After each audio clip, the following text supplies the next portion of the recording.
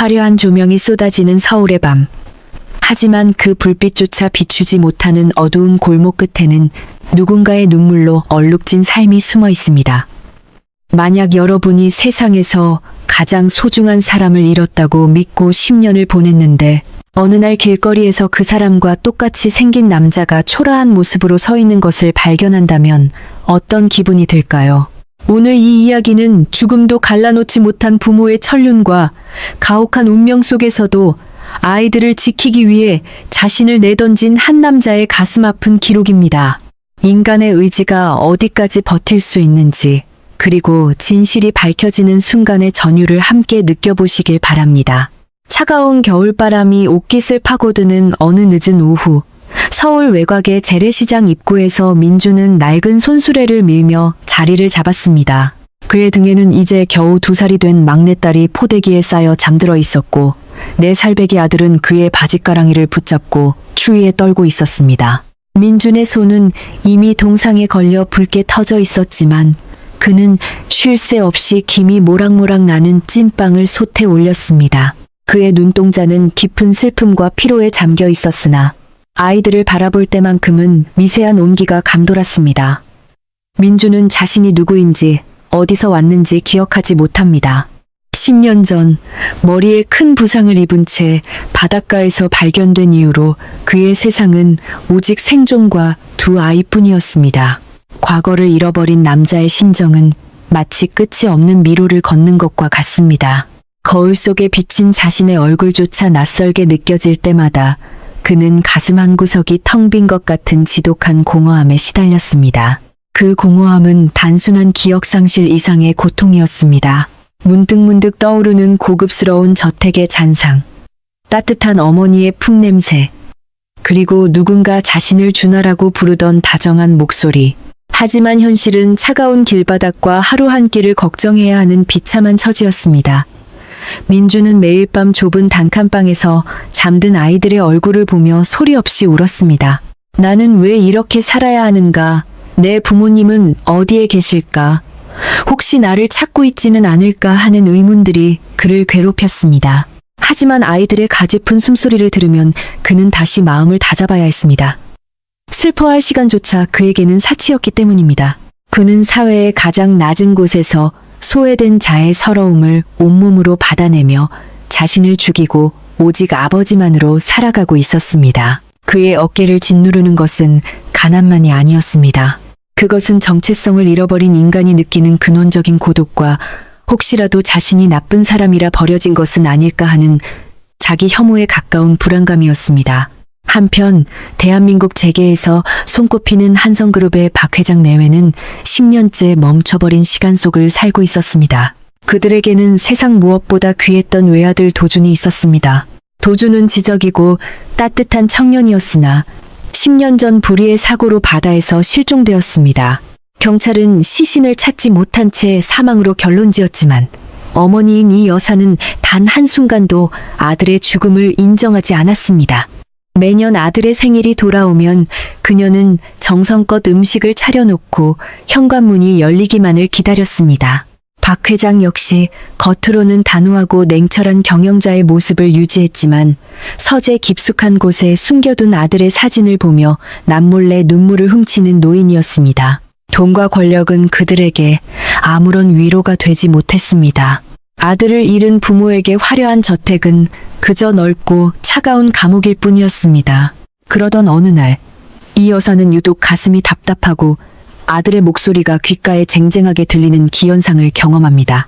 마치 아들이 어딘가에서 자신을 부르고 있는 것만 같은 간절한 이끌림이었습니다. 그녀는 남편을 설득해 기분 전환이라도 할 겸 교회로 드라이브를 나섰습니다. 운전대를 잡은 박 회장도 왠지 모를 불안감과 기대감이 교차하는 묘한 기분을 느꼈습니다. 차가 낡은 재래시장 근처를 지날 무렵 갑자기 몰려든 인파 때문에 차가 멈춰 섰습니다. 무심코 창밖을 내다보던 이 여사의 시선이 한 곳에 멈췄습니다. 낡은 수레 뒤에서 아이를 등에 업고 찐빵을 파는 초라한 행색의 남자. 먼지 섞인 바람에 머리카락이 흩날리는 그 남자의 옆모습을 본 순간 이 여사는 숨이 새는 것 같았습니다. 비록 얼굴에는 거친 세월의 흔적이 역력하고 옷차림은 남루하기 짝이 없었지만 그 선한 눈매와 오뚝한 콧날 그리고 고개를 숙이는 특유의 버릇까지 10년 전 잃어버린 도준과 너무나 닮아 있었습니다. 이 여사의 손이 떨리기 시작했습니다. 차문을 열려는 그녀의 손가락은 힘이 들어가지 않아 미끄러졌고 입술은 파르르 떨리며 차마 이름조차 내뱉지 못했습니다. 여보, 저기 좀 봐요. 저 사람 우리 도준이 아니에요? 박 회장은 아내의 떨리는 목소리에 고개를 돌렸습니다. 평소 냉철함을 유지하던 그의 눈동자도 거칠게 흔들렸습니다. 낡은 수레 앞에서 김이 모락모락 나는 찐빵을 봉투에 담아 건네는 청년. 비록 얼굴은 검게 그을리고 손마디는 굵어져 있었지만 그 눈매와 코끝의 작은 점까지도 10년 전 잃어버린 아들 도준과 판박이었습니다. 박 회장은 홀린 듯 차문을 열고 내렸습니다. 고급 세단에서 내린 화려한 노부부의 모습에 시장통 사람들의 시선이 쏠렸지만 그들에게는 오직 수레 앞의 남자뿐이었습니다. 도준아, 도준이 맞니? 이 여사가 비틀거리며 다가가 남자의 팔을 붙잡았습니다. 민주는 갑자기 나타난 귀부인의 손길에 깜짝 놀라 뒤로 물러섰습니다. 등에 업힌 아기는 갑작스러운 소란에 잠이 깨어 울음을 터뜨렸고 바짓가랑이를 붙잡고 있던 어린 아들은 겁에 질려 민준의 뒤로 숨었습니다. 저, 누구신데 이러세요? 사람 잘못 보셨습니다. 민준의 목소리는 갈라지고 거칠었지만 그 속에 담긴 부드러운 억양은 변하지 않았습니다. 이 여사는 남자의 목소리를 듣는 순간 가슴이 찢어지는 것 같았습니다. 아니야, 내 아들 도준이가 분명해. 이 눈, 이 코. 엄마를 몰라보겠니? 도대체 왜 이런 곳에서, 왜 이렇게 살고 있는 거야? 그녀는 오열하며 민준의 더러워진 옷소매를 붙잡고 매달렸습니다. 민준은 당혹감과 공포가 뒤섞인 표정으로 그녀를 바라보았습니다. 그는 기억이 없습니다. 10년 전 머리를 다쳐 깨어났을 때 그에게 남은 것은 이름 모를 통증과 낯선 세상뿐이었습니다. 할머니, 정말 사람 잘못 보셨어요. 전 도준이라는 사람이 아닙니다. 저는 그냥 여기서 찐빵 파는 민준이에요. 민준은 애써 차갑게 뿌리치려 했지만 눈앞에 여인이 흘리는 눈물이 너무나 진실하게 느껴져 마음 한구석이 찌릿하게 아파왔습니다. 이상하게도 이 여인의 품에서 풍기는 은은한 향기가 낯설지 않았습니다. 아주 오래전 아주 따뜻했던 기억의 파편이 머릿속을 스치고 지나갔지만 이내 안개처럼 사라져 버렸습니다. 박 회장은 아내를 부축하며 민준의 눈을 똑바로 응시했습니다. 자네, 정말 우리를 기억하지 못하나? 한성그룹의 박도준, 그게 자네 이름일세. 박 회장의 단호한 말투에 민준은 멍하니 서 있을 뿐이었습니다. 한성그룹, 박도준, 그 이름들은 민준에게 너무나 거대하고 생소한 단어들이었습니다. 자신은 그저 하루 벌어 하루 먹고 사는 떠돌이 장사꾼일 뿐인데 대한민국 최고 재벌의 아들이라니 믿기지 않는 소리였습니다. 주변 상인들이 웅성거리기 시작했습니다. 세상에, 저 총각이 실종된 재벌 아들이라고 어쩐지 생김새가 귀티가 나더라니. 사람들의 수군거림 속에서 민준은 심한 현기증을 느꼈습니다. 아이들은 무서운지 민준의 옷을 꼭 쥐고 울먹였습니다. 민준은 아이들을 지켜야 한다는 본능적인 방어 기제가 작동했습니다. 저는 모르는 일입니다. 제발 가주세요. 아이들이 무서워하잖아요. 그는 서둘러 짐을 챙겨 도망치듯 자리를 피하려 했습니다. 하지만 이 여사는 아들을 놓아줄 수 없었습니다. 그녀는 바닥에 주저앉아 민준의 바짓단을 붙잡고 통곡했습니다. 도준아, 엄마가 미안해. 10년이나 너를 찾지 못해서 미안해. 이 아이들은 누구니? 세상에, 이 가여운 것들이 내 손주들이란 말이냐? 그녀의 시선이 민준의 등 뒤에 엎인 아기에게 머물렀습니다. 애자국이 묻은 옷을 입고 추위에 떨고 있는 아이들의 모습은 노부부의 심장을 도려내는 것 같았습니다. 박 회장은 비서에게 연락해 즉시 주의를 정돈시키고 민준을 진정시키려 노력했습니다. 일단 진정하게, 우리가 자네를 해치려는 게 아니네. 자네의 잃어버린 인생을 찾아주려는 거야. 저 아이들을 위해서라도 우리 이야기를 들어봐야 하지 않겠나? 아이들을 위해서라는 말에 민준의 발길이 멈칫했습니다. 민준은 자신은 어떻게 되든 상관없었지만 추운 단칸방에서 감기를 달고 사는 아이들만 생각하면 늘 가슴이 미어졌습니다. 만약 이분들이 정말 자신의 부모라면 이 아이들에게는 더 나은 미래가 열릴 수도 있다는 희망이 아주 짧게 뇌리를 스쳤습니다. 그러나 동시에 몰려오는 거대한 두려움이 그를 짓눌렀습니다. 만약 자신이 정말 그들이 찾는 사람이라면 지난 10년의 고통은 무엇이었으며 자신은 왜 가족을 잊고 살아야만 했는지에 대한 진실이 감당하기 버거웠습니다. 민주는 떨리는 목소리로 물었습니다. 정말 제가 당신들의 아들입니까? 하지만 저는 아무것도 기억나지 않습니다. 제 아내도 제 과거도. 민준의 눈에서도 참아왔던 눈물이 뺨을 타고 흘러내렸습니다. 이 여사는 민준의 뺨을 어루만지며 속삭였습니다. 기억나지 않아도 괜찮다. 우리가 다 기억하고 있으니까. 이제 고생 끝났다. 도준아. 집으로 가자. 우리 집으로. 민준은 그 따뜻한 손길에 몸을 떨었습니다. 그것은 10년 만에 처음 느껴보는 무조건적인 사랑의 온기였습니다. 그는 문득 자신의 등에 업힌 아이들을 생각했습니다. 그리고 결심했습니다. 설령 이것이 꿈일지라도 혹은 거대한 오해일지라도 아이들을 이 비참한 구렁텅이에서 꺼낼 수만 있다면 무엇이든 하겠다고 말입니다. 민주는 천천히 고개를 숙이며 바닥으로 무너져 내렸습니다. 부모와 자식, 10년의 세월을 뛰어넘은 비극적인 재회 현장은 차가운 겨울시장의 공기를 뜨겁게 달구었습니다. 민주는 꿈을 꾸고 있는 것만 같았습니다. 방금 전까지 차가운 시장 바닥에서 찐빵을 담던 손에 이제는 최고급 가죽 시트의 감촉이 느껴졌습니다. 박 회장의 검은 세단은 미끄러지듯 서울 도심을 지나 평창동의 고즈넉한 저택단지로 향했습니다. 차창 밖으로 스쳐 지나가는 화려한 불빛들이 민준의 눈동자에 어지럽게 맺혔습니다. 그의 낡은 점퍼에서는 여전히 찐빵 냄새와 고단한 삶의 채취가 묻어났지만 차 안을 가득 채운 은은한 방향제 향기는 그를 더욱 이질적으로 만들었습니다. 민준의 품에 안긴 4살배기 아들 준우는 창밖을 보며 신기해하기보다 무서운 듯 아빠의 품으로 파고들었습니다. 민준은 아들의 머리를 쓰다듬으며 스스로에게 물었습니다. 정말 여기가 내가 살던 곳일까? 이 화려함 속에 내 자리가 있었단 말인가? 거대한 대문이 열리고 나타난 저택은 민준이 상상조차 할 수 없을 만큼 웅장했습니다. 잘 가꿔진 정원과 대리석으로 빛나는 현관문 앞에 서자 민준은 발걸음을 떼기가 두려웠습니다. 자신의 흙 묻은 신발이 이 깨끗한 바닥을 더럽힐 것만 같아 주춤거리는 그를 이 여사가 따뜻하게 붙잡았습니다. 도준아, 걱정 마라. 내 집이야. 네가 태어나고 자란 내 집이란다. 이 여사의 목소리는 떨리고 있었지만 확신에 차 있었습니다. 현관을 들어서자마자 벽면에 걸린 대형 가족 사진이 민준의 시선을 사로잡았습니다. 사진 속에는 지금보다 훨씬 젊고 밝은 표정의 박 회장 내외, 그리고 그들 사이에 환하게 웃고 있는 한 청년이 있었습니다.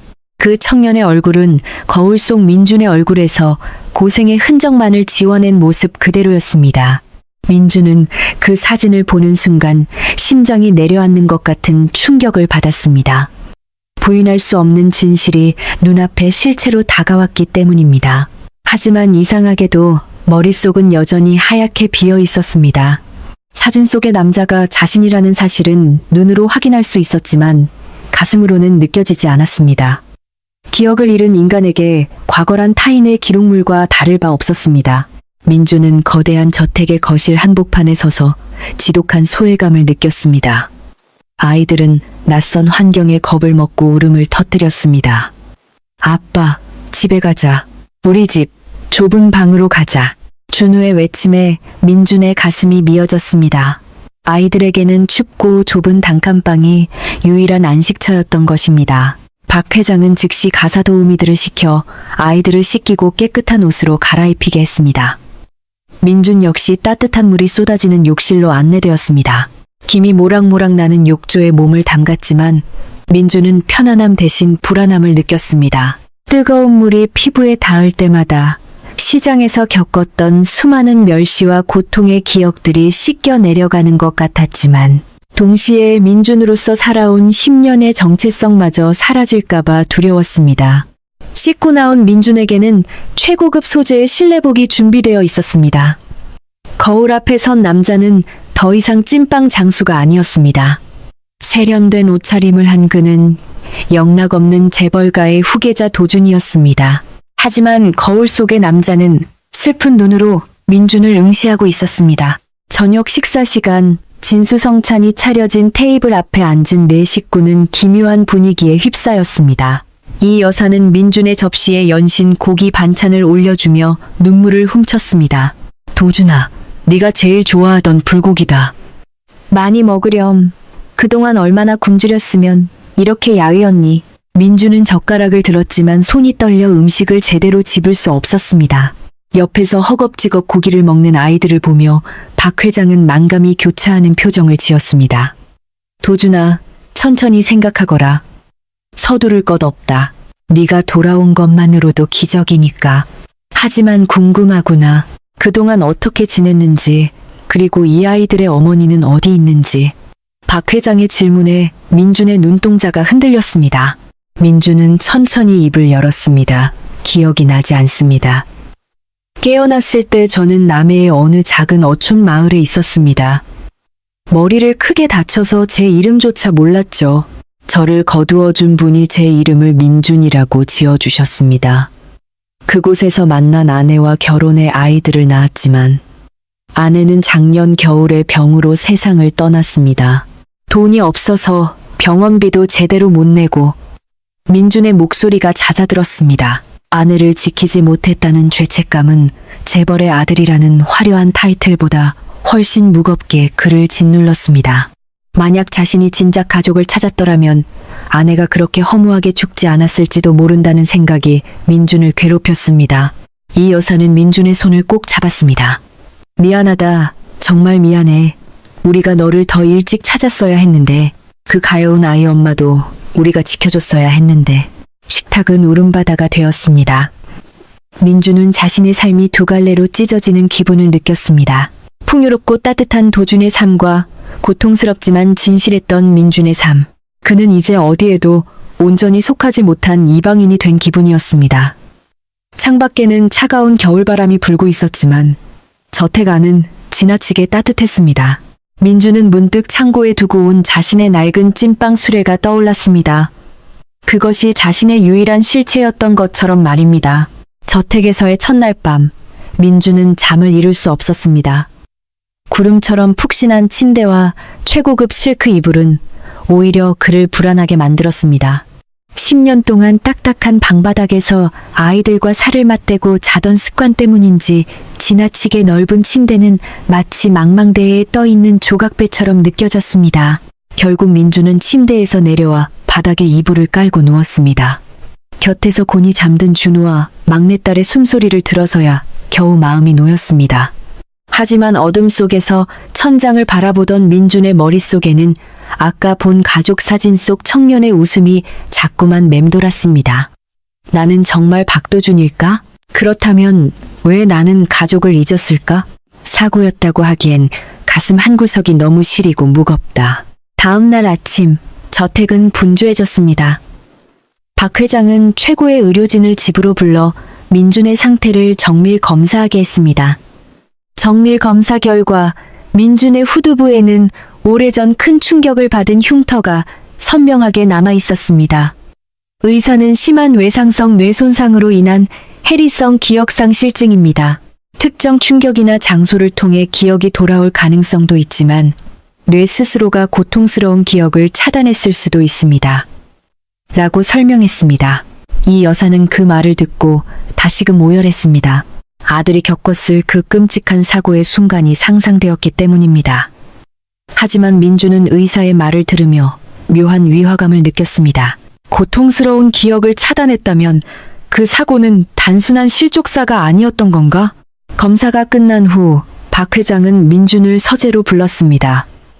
그곳에는 박 회장의 비서이자 오랫동안 집안일을 돌봐온 김 실장이 서 있었습니다.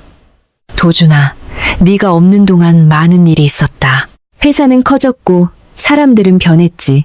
하지만 내 자리는 항상 비워두었다. 박 회장은 책상 서랍에서 낡은 수첩 하나를 꺼냈습니다. 그것은 도준이 사고 당일 가지고 나갔던 수첩이었습니다. 이걸 봐라. 네가 마지막으로 기록했던 것들이다. 민주는 떨리는 손으로 수첩을 펼쳤습니다. 비록 내용은 비즈니스 일정과 짧은 메모들이었지만 종이 위로 흐르는 필체는 낯설지 않았습니다. 민주는 자신도 모르게 수첩에 적힌 글씨를 따라 손가락을 움직였습니다. 그 순간 머릿속에서 날카로운 통증과 함께 파도 소리가 들려왔습니다. 민준이 머리를 감싸주며 신음했습니다. 순식간에 눈앞이 번쩍이며 어두운 바다와 비바람이 몰아치는 절벽의 환상이 스쳐 지나갔습니다. 누군가의 거친 숨소리, 그리고 차가운 금속의 감촉, 민준의 이마에 식은땀이 흘러내렸습니다. 괜찮니? 도준아. 이 여사가 달려와 그를 부축했습니다. 민준은 가쁜 숨을 몰아쉬며 간신히 대답했습니다. 잠깐. 무언가 보였어요. 아주 짧게. 박 회장과 김 실장의 시선이 마주쳤습니다. 김 실장의 눈빛은 찰나의 순간 흔들렸지만 이내 평정을 되찾고 민준을 살폈습니다. 민준은 본능적으로 느꼈습니다. 이 저택 안의 모든 사람이 자신을 환영하는 것은 아닐지도 모른다는 서늘한 예감을 말입니다. 오후가 되자 소문을 들은 친척들과 회사 중역들이 저택으로 몰려왔습니다. 그 중에는 박 회장의 동생인 박 전무도 있었습니다. 박 전무는 도준이 실종된 이후 차기 후계자 자리를 노리며 야심을 키워온 인물이었습니다. 그는 민준을 보자마자 과장된 몸짓으로 다가와 손을 잡았습니다. 아이고 도준아, 살아있었구나. 정말 기적이다 기적이야. 하지만 민준은 그의 눈에서 반가움이 아닌 당혹감과 경계심을 읽어냈습니다. 박 전무의 손은 차가웠고 그의 웃음소리는 공허하게 거실을 울렸습니다. 민준은 시장에서 물건값을 깎으려 기싸움을 하던 사람들보다 이 신사적인 중년 남자가 훨씬 더 위험하게 느껴졌습니다. 사람들에 둘러싸인 채 민준은 다시금 민준으로서의 자신을 떠올렸습니다. 시장 사람들은 거칠었지만 솔직했습니다. 배고프면 찐빵 하나를 나눠 먹고 힘들면 서로의 어깨를 두드려 주었습니다. 하지만 이곳은 달랐습니다. 겉으로는 웃고 있지만 속으로는 칼을 품은 듯한 긴장감이 가득했습니다. 민주는 등에 엎여있던 아이들이 생각났습니다. 이제 아이들은 비단 옷을 입고 맛있는 음식을 먹고 있지만 이 화려한 세장 속에서 과연 안전할 수 있을까 하는 의문이 들었습니다. 그는 문득 거울에 비친 자신의 모습을 보았습니다. 세련된 양복을 입은 박도준. 하지만 그 눈빛은 여전히 시장 골목에서 아이들을 지키려 발버둥 치던 애처로운 민준의 것이었습니다. 저녁 무렵 민준은 정원을 산책하다가 구석진 곳에 놓인 작은 벤치를 발견했습니다. 그곳에 앉아 밤하늘을 올려다보았습니다. 서울의 하늘은 시장에서 보던 하늘보다 훨씬 멀게 느껴졌습니다. 그때 뒤에서 인기척이 들렸습니다. 김 실장이었습니다. 도준 도련님, 여기 계셨군요. 회장님께서 찾으십니다. 김 실장의 말투는 정중했지만 그의 눈은 민준의 일거수일투족을 감시하는 것 같았습니다. 민준은 천천히 일어서며 물었습니다. 김 실장님, 제가 사고 나던 날 저와 마지막까지 같이 있었던 사람이 누구였습니까? 김 실장은 잠시 침묵하더니 대답했습니다. 그건 경찰 조사에서도 밝혀지지 않았습니다. 혼자 여행을 떠나셨으니까요. 민주는 그의 대답 뒤에 숨겨진 차가운 진실이 무엇인지 직감하며 서서히 다가오는 거대한 음모의 그림자를 느꼈습니다. 저택의 화려함 뒤에 숨겨진 서늘한 공기는 민준을 한시도 편하게 두지 않았습니다. 박전무의 방문 이후 저택의 공기는 더욱 무겁게 가라앉았습니다. 민준은 자신을 바라보는 사람들의 시선이 두 부류로 나뉜다는 것을 깨달았습니다. 진심으로 눈물을 흘리는 어머니와 안도하는 아버지, 그리고 그 뒤에서 차가운 계산기를 두드리는 사람들, 특히 김 실장과 박 전무의 은밀한 시선은 민준의 목덜미를 서늘하게 만들었습니다. 시장 바닥에서 온갖 군상들을 겪으며 다져진 민준의 직감은 그들에게서 위험이라는 신호를 감지하고 있었습니다. 민준은 기억은 잃었을지언정 생존을 위해 본능적으로 몸에 익힌 눈치는 잃지 않았던 것입니다. 어느 날 오후, 민준은 이 여사의 안내로 자신이 과거에 사용하던 방으로 들어갔습니다. 10년이라는 세월이 흘렀음에도 방 안은 마치 어제까지 누군가 머물렀던 것처럼 깨끗하게 정돈되어 있었습니다. 책상 위에 놓인 전공 서적들, 손때 묻은 만년필, 그리고 벽에 걸린 스키 장비들. 이 여사는 눈시울을 붉히며 말했습니다. 매일 아침 네가 돌아올 것만 같아서 내가 직접 청소했단다. 이제 주인에게 돌아왔으니 이 방도 숨을 쉬겠구나. 민주는 방 안의 물건들을 하나하나 만져보았습니다. 그러다 책상 구석에 놓인 작은 액자 하나를 발견했습니다. 사진 속에는 도준과 한 여자가 활짝 웃고 있었습니다. 지금은 세상을 떠난 아내와는 전혀 다른 세련된 분위기의 여성이었습니다. 이분은 누구인가요? 민준의 물음에 이 여사의 얼굴이 잠시 어두워졌습니다. 내 약혼녀였던 서연이란다. 네가 실종되고 나서 한동안 우리와 함께 너를 찾았지만 결국 몇 년 전에 외국으로 떠났어. 참 착한 아이였는데. 민준은 사진 속 여자의 눈을 가만히 응시했습니다. 그 순간 머릿속에서 강렬한 불꽃이 튀는 듯한 통증이 다시 찾아왔습니다. 이번에는 단순히 파도 소리만이 아니었습니다. 도준 씨, 조심해요. 뒤에. 하는 여자의 다급한 비명과 함께 누군가 자신을 절벽 끝으로 밀어붙이는 거친 손길이 느껴졌습니다. 민주는 비틀거리며 책상을 짚었습니다. 기억의 파편들이 날카로운 유리 조각이 되어 그의 뇌리를 헤집어 놓았습니다. 그날 밤, 민주는 아이들을 재우고 몰래 방을 빠져나와 서재로 향했습니다.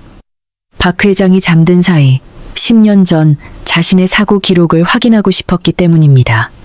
어두운 복도를 지나 서재 문 앞에 다다랐을 때 안에서 낮은 목소리가 흘러나왔습니다. 박 전무와 김 실장이었습니다. 민주는 숨을 죽이고 문틈으로 귀를 기울였습니다. 정말 그놈이 기억을 못하는 게 맞습니까? 연기라면 보통 놈이 아닙니다. 박 전무의 서늘한 목소리였습니다. 김 실장이 대답했습니다. 의사소견으로는 확실한 기억상실입니다. 하지만 본능적으로 무언가 느끼고 있는 것 같습니다. 사고 당일의 일은 완벽하게 은폐했으니 걱정 마십시오. 민주는 심장이 터질 것 같았습니다. 사고 당일의 일을 은폐했다니? 그렇다면 자신을 바다로 밀어넣은 것은 사고가 아니라 누군가의 의도적인 범행이었다는 확신이 들었습니다. 그리고 그 공모자가 바로 자신의 친숙 부인 박전무와 아버지가 가장 신뢰하는 김 실장이라는 사실에 온몸의 피가 거꾸로 솟는 기분이었습니다. 민주는 당장 문을 열고 들어가 따지고 싶었지만 지금의 자신은 아무런 힘이 없다는 것을 잘 알고 있었습니다. 증거도 없고 기억도 온전치 않은 상황에서 서두르다가는 자신뿐만 아니라 무고한 아이들까지 위험에 처할 수 있었습니다. 민주는 주먹을 불끈 쥐고 다시 어둠 속으로 몸을 숨겼습니다. 다음 날부터 민주는 태도를 바꾸었습니다. 그는 일부러 더 어리숙하고 기억이 전혀 나지 않는 척 연기하기 시작했습니다.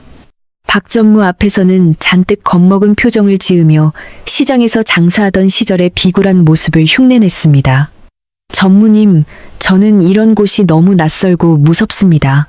그냥 아이들과 함께 다시 시장으로 돌아가면 안 될까요? 민준의 비굴한 모습에 박전무는 비웃음을 흘리며 안심하는 기색을 보였습니다. 도준아. 무슨 섭섭한 소리냐. 여기가 내 집인데 적응할 때까지 이 삼촌이 잘 도와주마. 하지만 돌아서는 박전무의 눈빛에는 역시 별거 아니군이라는 경멸이 서려 있었습니다. 민주는 철저하게 이중 생활을 시작했습니다. 낮에는 기억 잃은 무능한 아들로 살아가며 적들을 안심시켰고, 밤에는 자신의 방에서 기억의 조각들을 맞추기 위해 필사적으로 노력했습니다. 그는 가끔 아이들을 데리고 정원 구석진 곳으로 가 아이들에게 귓속말을 했습니다. 준우야, 여기서 누가 무슨 말을 해도 아빠 말고는 아무도 믿으면 안 돼. 알았지. 내 살배기 준우는 아빠의 비장한 눈빛을 이해한 듯 고개를 끄덕였습니다. 민주는 찐빵 수레를 밀며 거친 세상을 버텨왔던 그 끈기로 이제는 이 거대한 저택이라는 정글 속에서 진실을 밝히기 위한 싸움을 준비하고 있었습니다. 어느 날 밤 민준의 방창문에 돌멩이가 부딪히는 소리가 들렸습니다. 조심스럽게 창밖을 내다본 민준은 깜짝 놀랐습니다.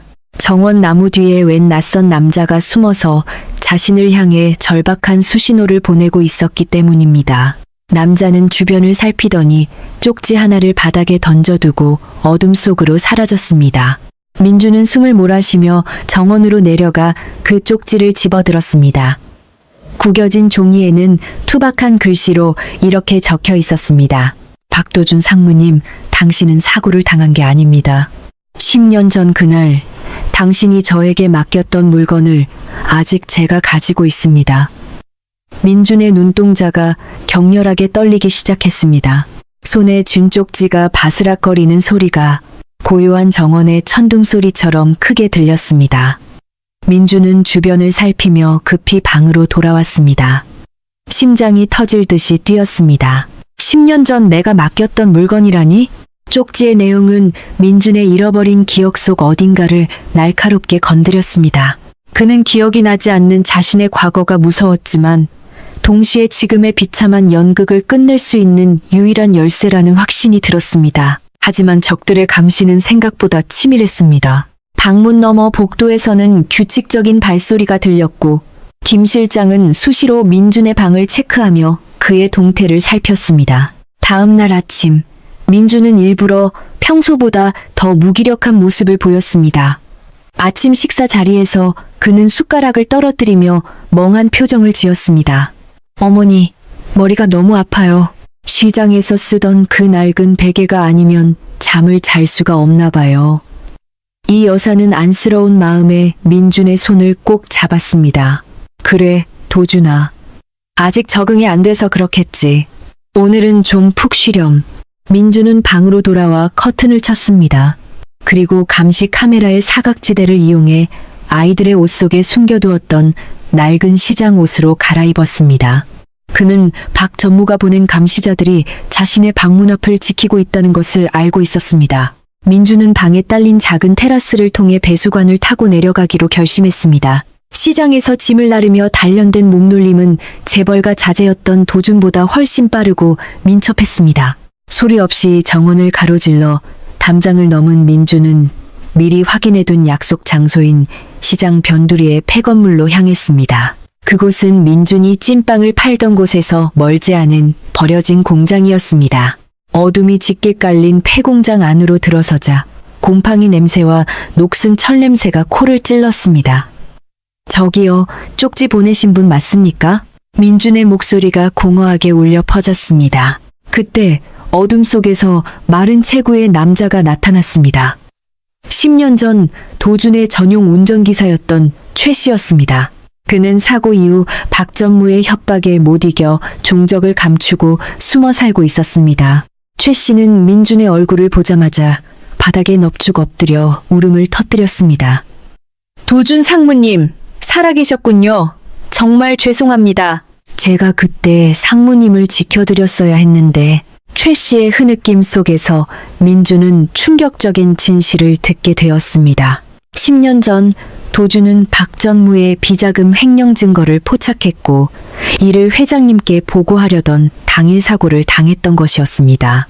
그날 상무님은 단순한 실족사가 아니었습니다. 박 전무가 보낸 괴한들이 상무님의 차를 벼랑 끝으로 몰아넣었습니다.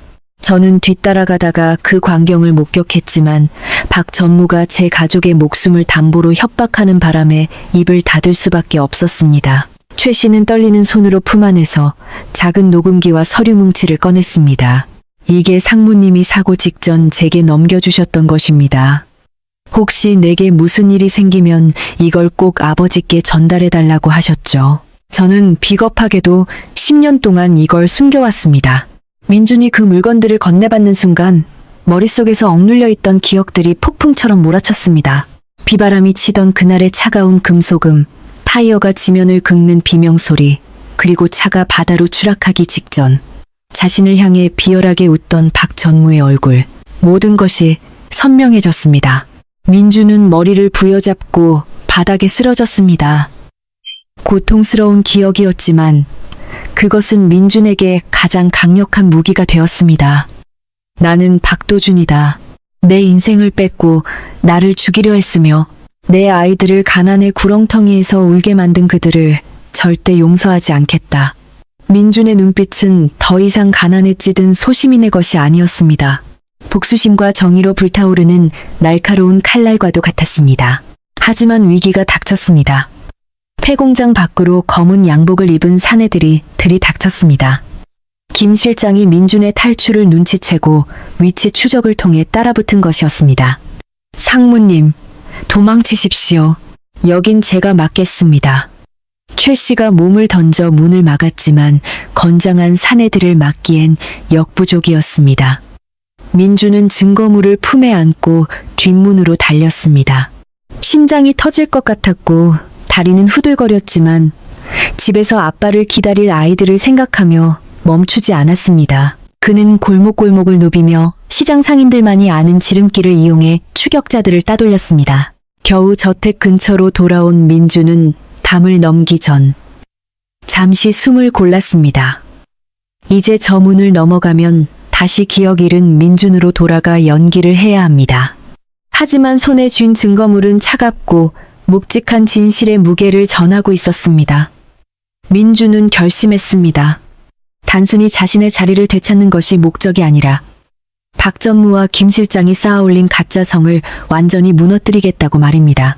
그는 소리 없이 테라스를 타고 자신의 방으로 돌아와 옷을 갈아입었습니다. 잠시 후 김 실장이 거칠게 방문을 열고 들어왔습니다. 민주는 침대에서 부스스 일어나는 척하며 하품을 했습니다.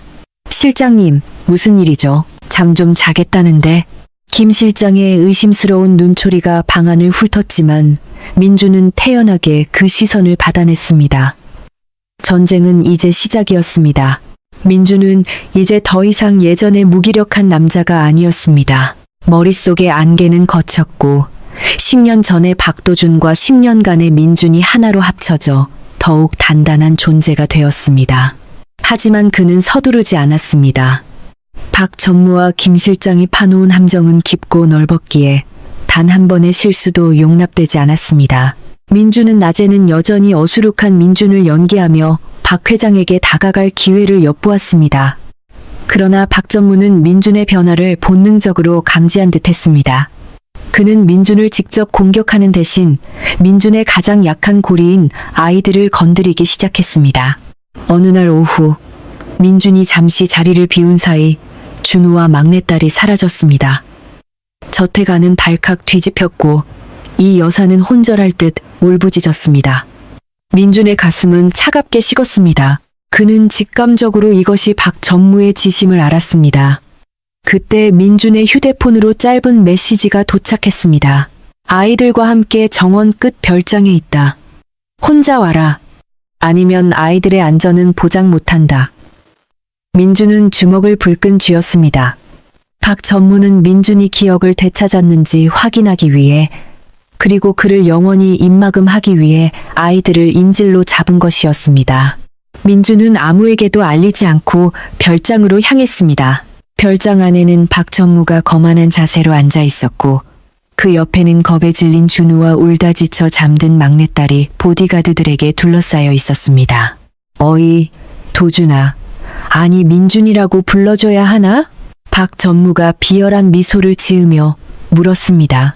민준은 차가운 눈빛으로 그를 응시했습니다. 아이들을 놓아줘.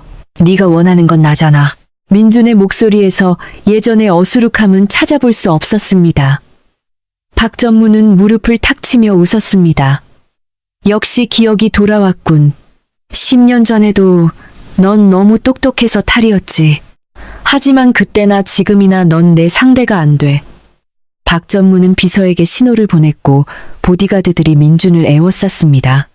오늘 넌 여기서 아이들과 함께 동반 자살을 한 것으로 처리될 거다. 기억을 되찾은 충격과 가난을 비관한 비극적인 결말이지. 완벽하지 않나? 박 전무의 눈에는 광기가 서려 있었습니다.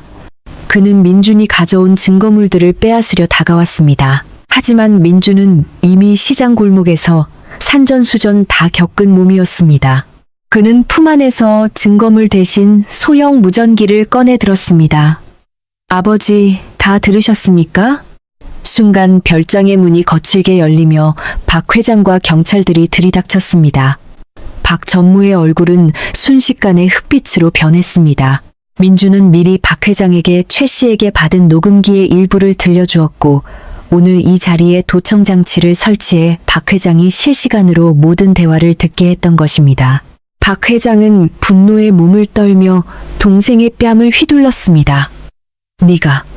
네가 내 아들을 죽이려 하고 이제는 네 조카들까지 인간의 탈을 쓰고 어떻게 그럴 수 있느냐.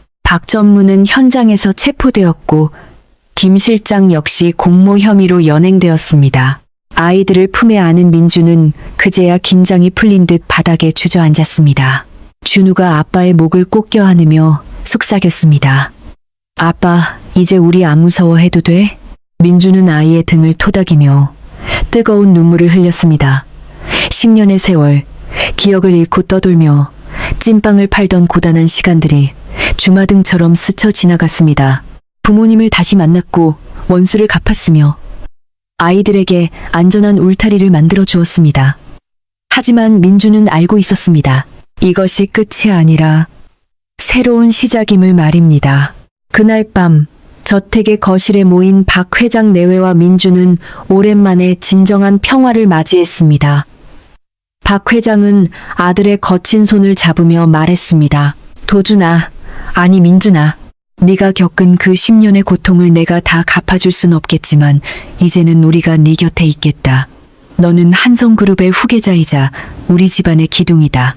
이 여사 역시 아이들을 무릎에 앉히고 행복한 미소를 지었습니다. 민주는 거실 벽에 걸린 가족 사진을 보았습니다. 사진 속 청년은 이제 없지만 그보다 훨씬 강하고 깊은 눈빛을 가진 아버지가 그 자리에 서 있었습니다. 민주는 문득 자신이 팔던 찐빵 맛을 떠올렸습니다. 비록 가난하고 힘들었지만 그 속에는 사람들의 따뜻한 정과 아이들과 나누던 소박한 행복이 있었습니다. 그는 결심했습니다. 재벌가의 후계자로 돌아가더라도 시장에서 배운 그 낮은 자세와 소중한 가치들을 결코 잊지 않겠노라고. 민주는 창밖의 밝은 달을 보며 사별한 아내에게 마음속으로 인사를 건넸습니다. 당신이 지켜준 우리 아이들, 이제 내가 최고의 환경에서 멋지게 키울게. 하늘에서 지켜봐줘. 박 전무와 김 실장의 구속은 한성그룹뿐만 아니라 대한민국 전체를 뒤흔든 사건이었습니다. 10년 만에 죽음의 문턱에서 돌아온 후계자, 그리고 그를 죽이려 했던 숙부의 음모는 세간의 뜨거운 관심을 받았습니다. 민주는 이제 민준이라는 이름 뒤에 도준이라는 본래의 이름을 되찾고 정식으로 상무직에 복귀했습니다. 하지만 출근 첫날 사옥 로비에 들어선 그의 모습은 세련된 수트를 입었음에도 불구하고 어딘지 모르게 다른 경영인들과는 분위기가 달랐습니다. 그의 눈빛에는 권력에 대한 탐욕 대신 밑바닥 삶을 경험한 사람만이 가질 수 있는 깊은 통찰력과 겸손함이 깃들어 있었습니다. 박 회장은 아들에게 경영권의 상당 부분을 일임했습니다. 10년의 공백이 무색할 만큼 도주는 빠른 속도로 업무를 파악해 나갔습니다. 아니, 오히려 10년간 시장에서 몸으로 부딪히며 익힌 실전 경제 감각이 책상 위에서 배운 이론보다 훨씬 강력한 무기가 되었습니다. 그는 박 전무가 심어놓은 부패한 인맥들을 과감히 정리하고 실력 중심의 투명한 인사를 단행했습니다. 회사는 숫자로 움직이는 것이 아니라 사람의 마음으로 움직이는 것입니다. 도준이 임원회의에서 던진 첫 일성은 차갑고 날카로운 경고와도 같았습니다. 무엇보다 도준이 가장 먼저 추진한 프로젝트는 재래시장 현대화 및 상생 프로젝트였습니다.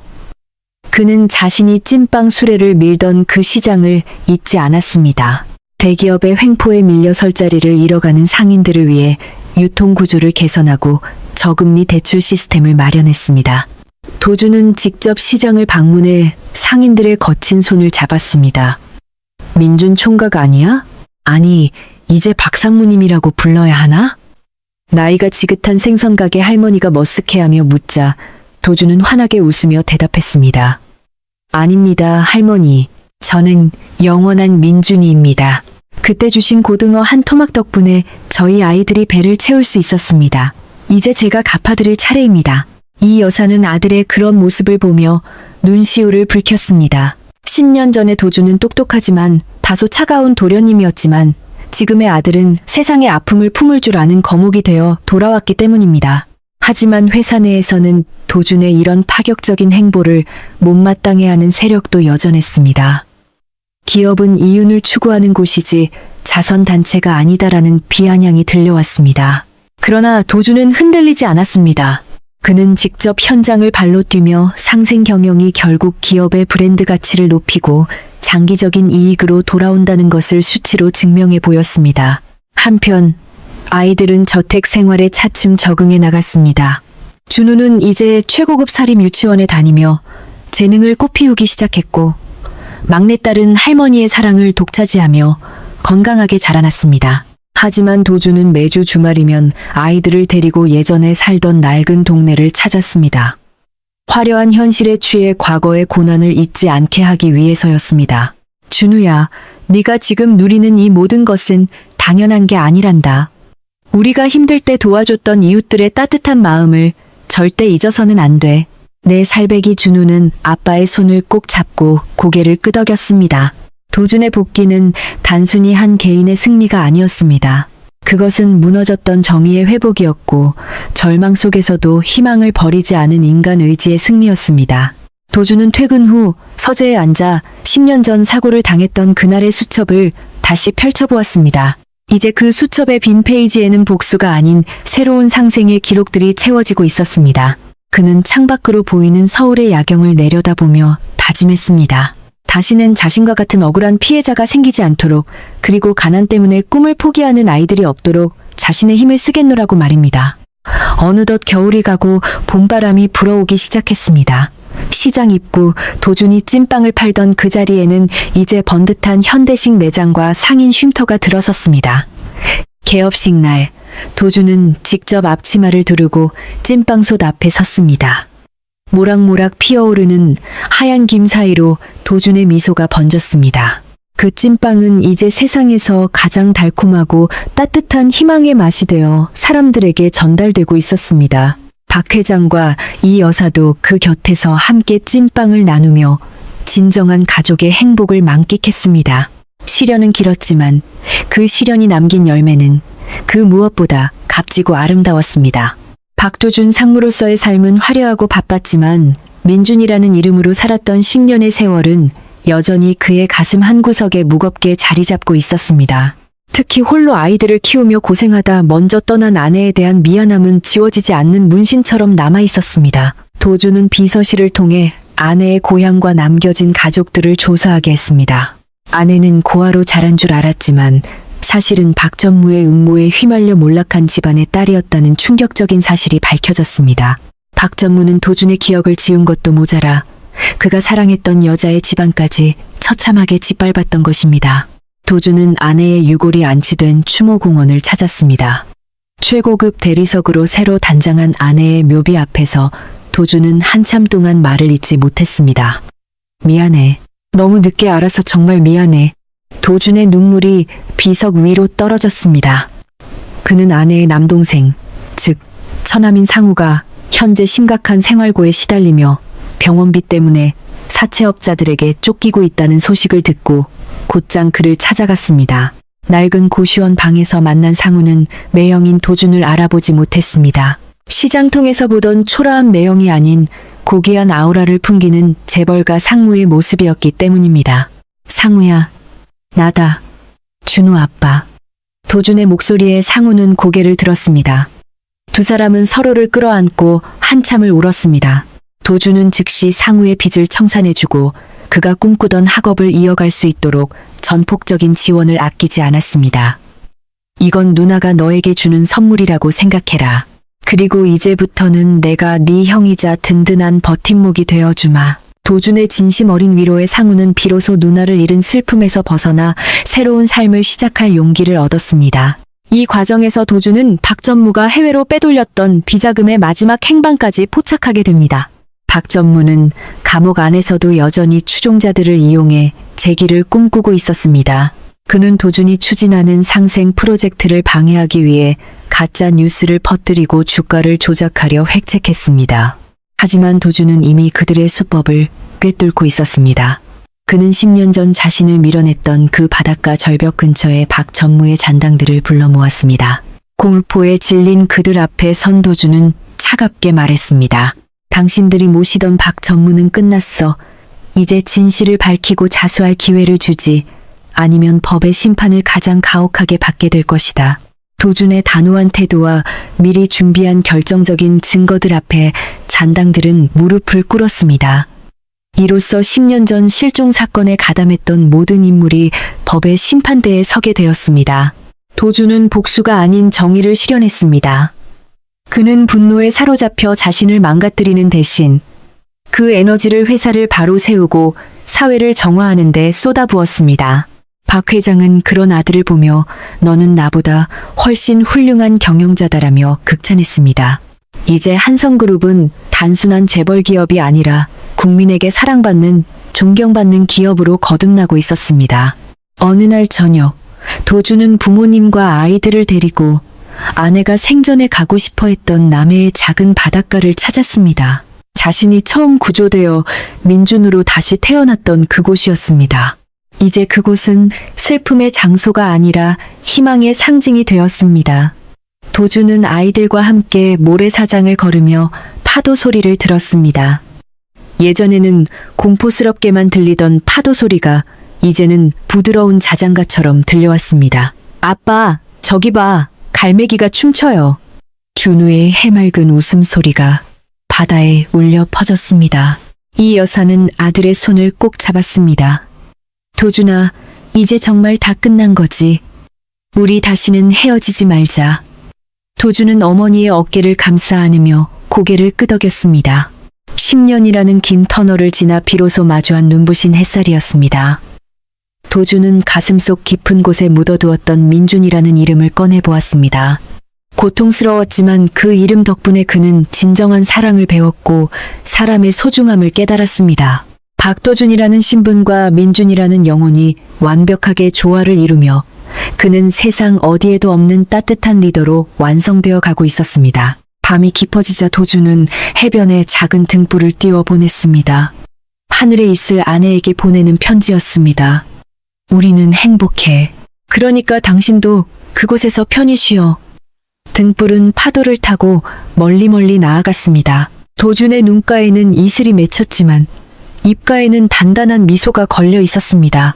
그는 이제 내일의 태양을 기다리는 사람이 되었습니다. 어둠이 짙을수록 새벽은 가까이 있다는 진리를 그는 온몸으로 증명해냈습니다. 그의 인생 제2막은 이제 막 찬란하게 시작되고 있었습니다. 한성그룹의 본사 강당은 수많은 기자와 임직원들로 가득 찼습니다. 오늘은 박도준 상무가 정식으로 그룹의 부회장으로 취임하는 날이자 그가 10년간의 공백을 깨고 세상 앞에 완전히 서는 날이었습니다. 단상에 오른 도준의 모습은 당당했습니다. 하지만 그의 가슴에는 화려한 훈장 대신 시장에서 장사할 때 끼었던 낡은 면장갑 한 켤레가 소중히 간직되어 있었습니다. 그는 취임사에서 경영 실적이나 비전보다 먼저 사람을 이야기했습니다. 제가 잃어버렸던 10년은 고통의 시간이었지만 동시에 세상에서 가장 낮은 곳의 따뜻함을 배운 축복의 시간이기도 했습니다. 이제 저는 그 따뜻함을 경영의 핵심 가치로 삼고자 합니다. 도준의 진심 어린 연설의 강당은 숙연해졌습니다. 그는 박전무의 횡령 자금을 환수하여 설립한 민준재단을 통해 미혼부와 미혼모, 그리고 기억을 잃고 떠도는 실종자 가족들을 돕는 대대적인 사업을 선포했습니다. 돈은 누군가를 짓밟기 위한 수단이 아니라 넘어진 누군가를 일으켜 세우는 손길이 되어야 합니다. 도준의 목소리는 부드러웠지만 강한 확신에 차 있었습니다. 박 회장과 이 여사는 객석 맨 앞줄에서 아들을 바라보며 하염없이 눈물을 흘렸습니다.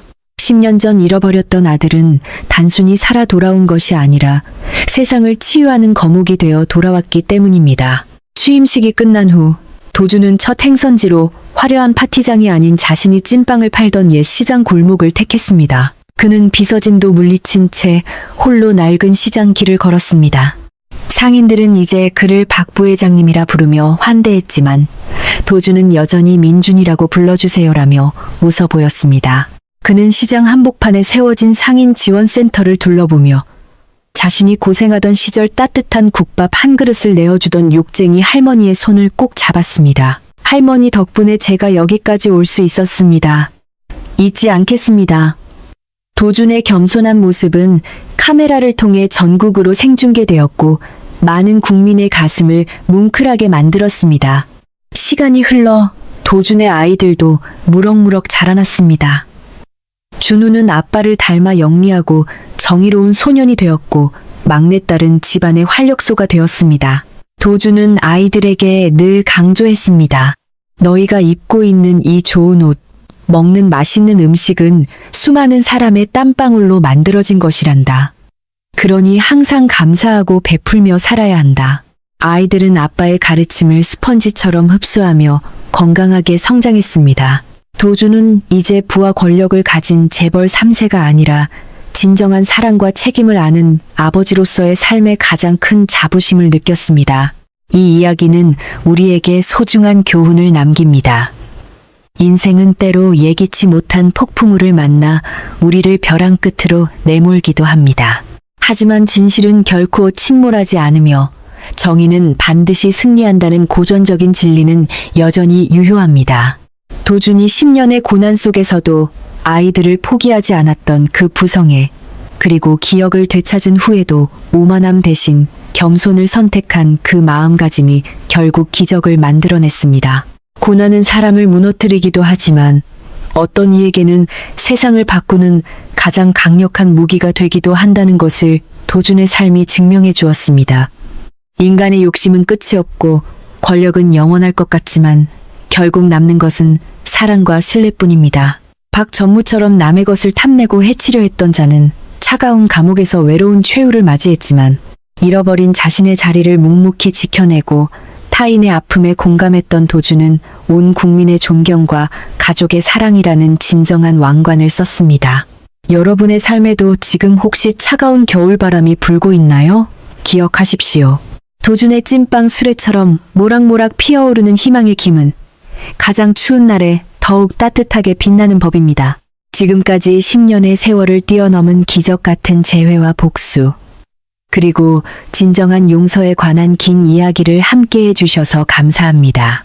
이 이야기가 오늘을 살아가는 여러분의 지친 마음에도 작은 위로와 희망의 불꽃이 되었기를 진심으로 바랍니다. 인생의 진정한 가치는 내가 얼마나 높이 올라갔느냐가 아니라 내가 내려다본 곳에 얼마나 많은 사람의 손을 잡아주었느냐에 달려있다는 사실을 우리 모두 잊지 않았으면 좋겠습니다. 영상이 유익하셨다면 구독과 좋아요, 알림 설정 부탁드립니다. 여러분의 따뜻한 댓글과 응원은 저희가 더 좋은 감동 실화를 제작하는 데 큰 힘이 됩니다. 다음 시간에도 가슴을 울리는 더 깊고 진한 이야기로 찾아뵙겠습니다. 시청해주신 여러분 고맙습니다. 건강하고 행복한 하루 되시길 바랍니다.